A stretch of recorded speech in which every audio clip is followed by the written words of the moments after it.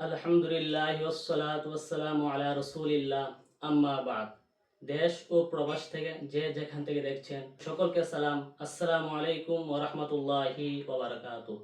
আলহামদুলিল্লাহ, আমরা আজকে উপস্থিত রয়েছি ইসলামিক স্কলার শেখ নূর মোহাম্মদ মাদানী হুজুরের কাছে। ইনশাআল্লাহ কোরআন ও হাদিসের আলোকে আমরা শেখ নূর মোহাম্মদ মাদানী হুজুরের কাছ থেকে আমাদের প্রশ্নের উত্তরগুলো জানার চেষ্টা করব। শেখ, আপনাকে স্বাগত। ধন্যবাদ, আপনাকেও স্বাগত। মাশাআল্লাহ।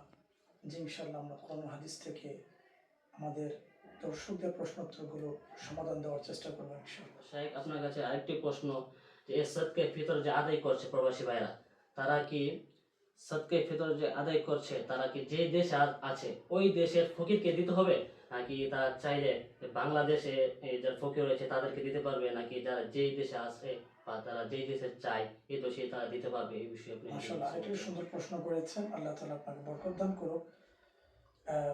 যিনি সদকাতুল ফিতর আদায় করছে, তো সদকাতুল ফিতর যেখানে আছে সে অনুযায়ী তিনার উপরে ওয়াজিব, এটা আদায় করাটা এটা ওনার জন্য জরুরি।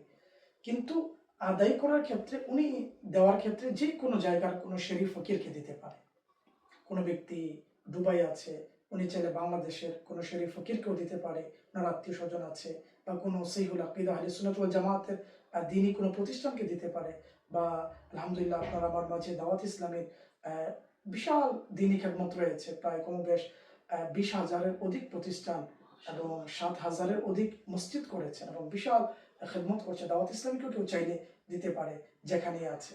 কিন্তু দেওয়ার ক্ষেত্রে সে যে কোনো ব্যক্তিকে শরীফ ফকির যে তাকে দিতে পারে। মাশাআল্লাহ, বারাকাল্লাহ, অনেক চমৎকারভাবে আপনি উপস্থাপন করেছেন।